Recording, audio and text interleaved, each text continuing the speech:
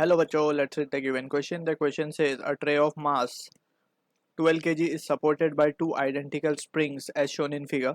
When the tray is pressed down slightly and released, it executes SHM with a time period of 1.5 second. First, what is the force constant of each spring? Second, when the block of mass capital M is placed on the tray, the period of SHM changes to 3 seconds. What is the mass of the block? So to understand this question, we need to understand about the key concept of SHM of a particle and its various equation.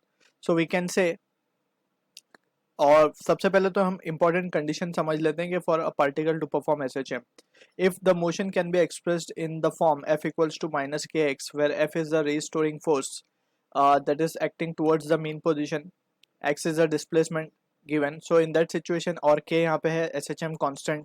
So अगर कोई motion ये satisfy करता है तो that means के the particle is performing SHM. और अगर वो SHM मोशन है, so in that case we can say angular frequency can be written as omega equals to under root k by m. ठीक है. So from here we can see के जो time period हम निकाल पाएंगे, time period can be written as 2 pi by omega. So from here we can say the value can be written as 2 pi under root of m by k. ठीक. And यहीं से हम frequency भी calculate कर सकते हैं, just we need to reciprocate it. अब यहाँ पे we need to also understand कि यहाँ पे जब हम k लिख रहे हैं, जिसको हम स्प्रिंग फैक्टर भी कहते हैं, सो बेसिकली ये k इफेक्टिव होता है, राइट. अब जितनी भी स्प्रिंग्स होंगी उनकी वजह से हम k इफेक्टिव लिख देंगे उसके लिए. जो कि SHM में इन्वॉल्व है उनके ही लिखना है हमें k इफेक्टिव, राइट. और m जो है वो मास है of the block that has been attached. So these are the few basic point we need to remember. Also apart from it, अगर स्प्रिंग पैरेलल में कनेक्टेड है तो क्या होता है और सीरीज में कनेक्टेड है तो क्या होता है, दैट इज छोटा सा हम यहाँ पे समराइज कर देते हैं. तो for series combination of spring we can just have to remember the formula of k equivalent या k effective, that is 1 over k equivalent will be equals to 1 upon k1 plus 1 upon k2 and so on, right. So ये series combination के लिए formula use करते हैं to find the value of k effective. वैसे ही अगर हम parallel की बात करें, springs connected in parallel, so in that situation जो k इफेक्टिव लिखा जाएगा, k effective can be written as k1 plus k2 plus k3, right.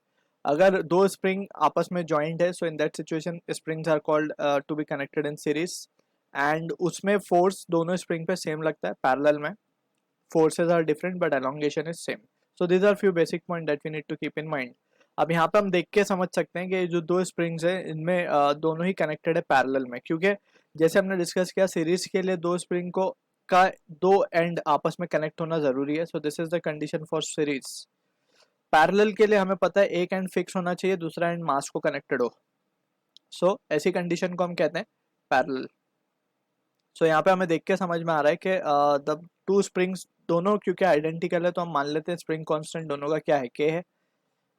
तो दोनों कनेक्टेड है पैरेलल में. सो k इफेक्टिव की वैल्यू हम डायरेक्ट निकाल सकते हैं. k effective will be what, k1 plus k2, या फिर हम कहें तो 2k हो जाएगा फॉर दिस केस, राइट. यहाँ पे हमें ऑल्सो टाइम पीरियड भी गिवन है 1.5 second for the first part we are solving it. So time period हमें गिवन है 1.5 seconds. So just we can apply this formula. So we can say t will be equals to 2 pi under root of k effective will be 2k, right. m तो पहले लिख देते हैं हम, m upon 2k आ जाएगा ये just. अब यहाँ पे m हमें गिवन है just when the mass is not placed, ये फर्स्ट केस है, तो यहाँ पे m की वैल्यू आ जाएगी हमारे पास 12. So 2 pi under root 12 upon 2 into K. अब यहाँ पे एक चीज हमें ध्यान रखनी है, हमने यहाँ पे डिफाइन किया था k को as a SHM constant, right. और यहाँ पे हमने डायरेक्ट फोर्स कांस्टेंट की वैल्यू रखी है k की. तो ये चीज हमें ध्यान रखनी है कि अलग अलग सिचुएशन में SHM constant comes out to be different. अभी जैसे ये केस में यहाँ पे क्योंकि स्प्रिंग SHM कर रहा है, सो स्प्रिंग का constant we will consider over here, ठीक है ना. So that thing we need to keep in mind. So यहाँ पे t जो होगा वो होगा 2 पाई, या फिर t की वैल्यू हम सब्सटीट्यूट कर दें 1.5, and that will be equals to 6 by k. Square कर लेते हैं बोथ साइड को, so it will become squaring both side 2.25 will be equals to 4 pi square, नीचे भेज के डिवाइड कर देंगे हम, and this will be 6 by k. ठीक है. So from here we can say the value of k can be written as 6 into 4 24 into pi square होता है 9.86 डिवाइडेड बाय 2.25. सो ये रिजल्ट आएगा हमारे पास 105.17.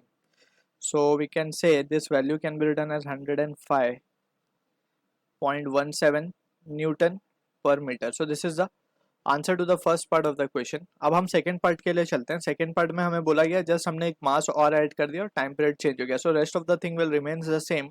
सो टाइम पीरियड जस्ट हो गया 3 2 पाई अंडर रूट ऑफ, हमने पहले सिर्फ 12 लिया था, अब 12 प्लस मास जो ऐड किया हमने उसको हम लिख देंगे.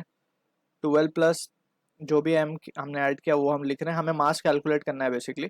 तो स्प्रिंग कांस्टेंट क्योंकि स्प्रिंग सेम है तो हम उसकी वैल्यू भी सेम ही होगी 105.17. ठीक है. सो ये वैल्यूज रख के हम जस्ट सॉल्व कर देंगे इसको. यहाँ पे ये m है. So from this we can say if you square both side so ये हो जाएगा 9/4 pi square again and that will be equals to 12 plus m divided by ये हो जाएगा हमारे पास 210.34. अब इसको जब हम सॉल्व करेंगे so we can see from here. So ये रिजल्ट कुछ आ रहा है हमारे पास 48 will be equals to 12 plus m and from here we can say the value of m can be written as 36 kg. So this is the answer to the question we are getting. I hope you understood the solution. All the best.